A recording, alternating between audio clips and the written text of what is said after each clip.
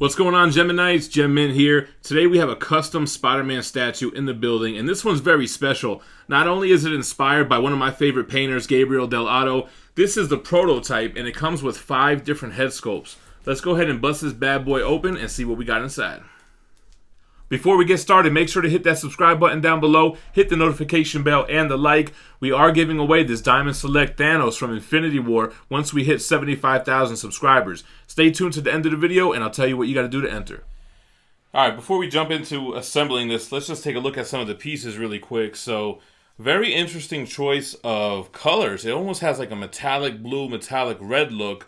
And I guess what the factory was going for was that Dell'otto picture that I mentioned before, and I'll put up a side-by-side. So you have the torso, you got the lower half of the body,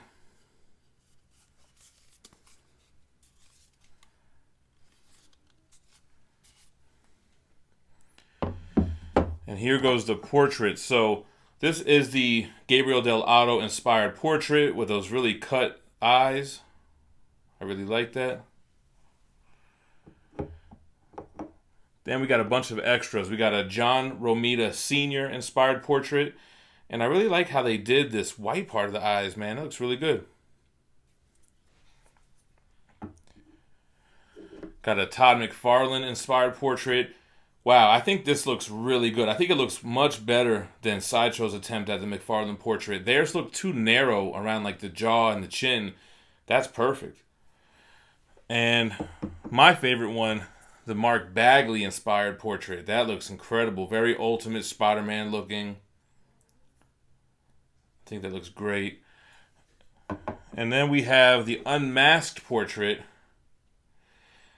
And I think we need to go back to the drawing board with the paint apps here. I don't really like the skin tone. It has like a little bit of a green look. And the eyes look like he's sick or something. Alright, anyway, let's go ahead and start getting this guy together. Alright, so I didn't really get to show the base, but you have this piece of building, this gargoyle on it, and it actually has a little bit of symbiote on the bottom, some green moss. We'll show more on the review.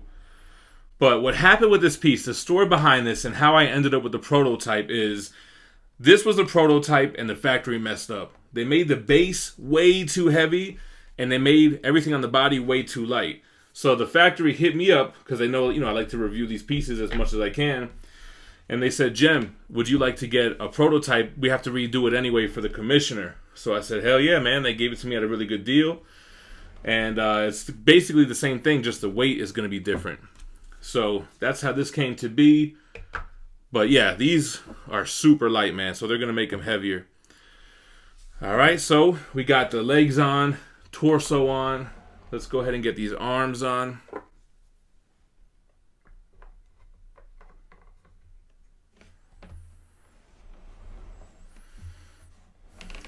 That's the right arm, and then the left. The last piece we'll put on is the Gabriele Dell'otto portrait.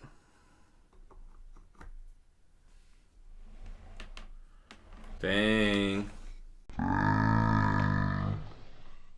Alright, so awesome. I'm a huge fan of comic book painters. I love Gabriele Dell'otto, Joe Jusko, Alex Ross, all those guys. So when I first saw this, I was blown away. I definitely want to see more customs that are directly inspired by artists. I want to see some Jusko pieces. I want to see some more Alex Ross pieces. And this one was out of nowhere. And what's funny is that the customs game is a little oversaturated right now. So a lot of times we see renders and, nobody really says much. Oh, that looks cool.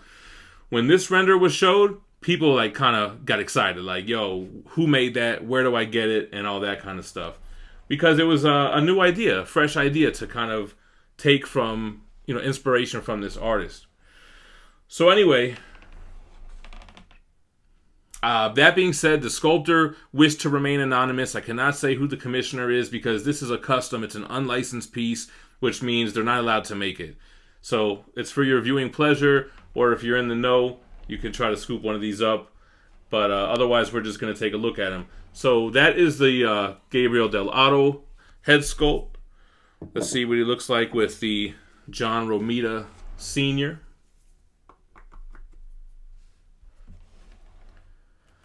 It looks really good. I tell you what's funny is that even though it's that Gabriele Dell'otto inspired pose, you put on another head sculpt, it totally transforms the entire piece. I think that it looks so good with the Romita head, yo. Dang.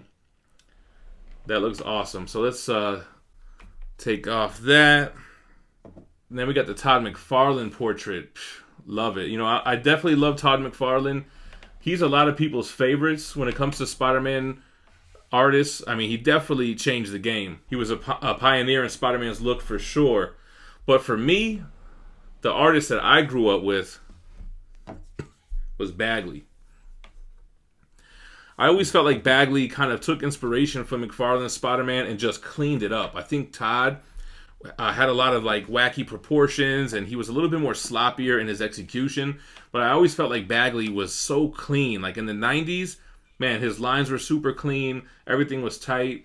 And I do like the Bagley eyes. I think that they're like McFarlane with size, but the width, they go out so much more and give it that kind of bug-eyed look, right?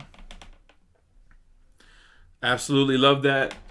And then the Unmasked Portrait. Now, for me, I never use unmasked portraits, and I don't think most people do. It's always just kind of like a nice-to-have kind of thing, you know? And that's how I look at this. I would never use this. It doesn't look bad on the body at all. But guys, if you're listening and taking feedback, I think that you guys got to get a little bit more of a pinkish skin tone there. And he's got red around the eyes. I think that we need to fix that up a little bit.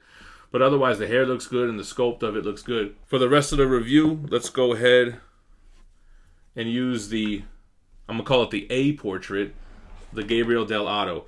So, looking at the base here, we'll start with this. It's a heavy beast of a base, like I said, from the prototype. That's why they're changing it. But the moss they have on here is actually not sculpted. It looks like they took some type of material, some moss-like material for that, which looks really, really good. You do have kind of a solid color gray. I don't know if it would benefit from adding any kind of other tones in there. I mean, I do see, actually, now that I'm looking here, some kind of a teal look, so maybe some kind of a rusty kind of vibe going on there. And it does seem to have some shadowing on the back. You have the symbiote on the bottom with a different paint texture. It's more shiny to give it more contrast, so it's pretty cool. Sculpt on it is what you would expect from a building / gargoyle, so that looks good. I love the sculpt on Spider-Man. I think that he did an amazing job. I love how it's obvious where it came from. It's not like it kind of looks like that. It definitely looks just like Gabriele Dell'otto, and that's all you could ask for in something like this. I like how they have the spotter lines kind of indented. There are some areas where I think the black could be a little bit deeper. Make sure that you really get that color in there so you don't have any fading, which I know is tedious. The metallic look, you know, it's funny. When I unboxed it and when I had it on the table, it looked very shiny. But like once it's kind of assembled like this, I don't know. It's more subtle than I thought it was. It looked a little more pronounced at first, but I really like that because you don't want to have bright blue and red on this statue. I don't think that'll go. It's more of a muted look. It's more of a darker, serious tone, right? So you basically have, you know, 3 colors in Spidey. You got the red, the blue, and the black, and that's it. Now, this portrait has the least amount of detail in the eyes. You guys saw, like, those bug eyes looked awesome on the bigger, on the head sculpts that have the bigger eyes. But, yeah, man, this is an awesome piece. I really love this. Let's measure it. Let's see where I'm going to be able to fit this guy. So, from the bottom of the base to the top of the head is about 22.5 inches. So I think I might be able to get him up on that calyx there. He is a heavy beast right now. So for production pieces and for the second prototype, I guess this will be lighter. He'll be heavier. We'll balance that out a little bit more. And it should be good to go. All right, guys, like I said earlier, we are giving away this Diamond Select Thanos statue from Infinity War. Once we hit the 75,000 subscriber milestone, So all you have to do to enter this giveaway is be subscribed to this channel, hit the notification bell. You need to like and comment on this video. Once we hit the 75,000 subscribers, we're going to pick a random video that we've promoted this giveaway in and do a YouTube random comment generator to pick the winner. So the more videos you comment on, the more of a chance you're going to have to win. This will be a worldwide giveaway, so all you have to do is subscribe and comment. I guess that's it, man. Kind of a quick assembly, a quick review. Let me know what you guys think about the custom Spider-Man in the comments down below. As always, I appreciate you guys watching, and stay minty fresh. Peace.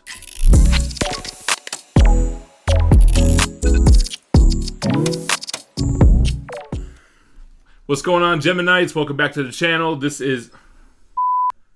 What's going on, GemMint's? It's your boy GemMint back with another statue unboxing and review. We have a very special piece in the building today. This is a custom Spider-Man statue that's inspired by Gabriele Dell'otto. So we're gonna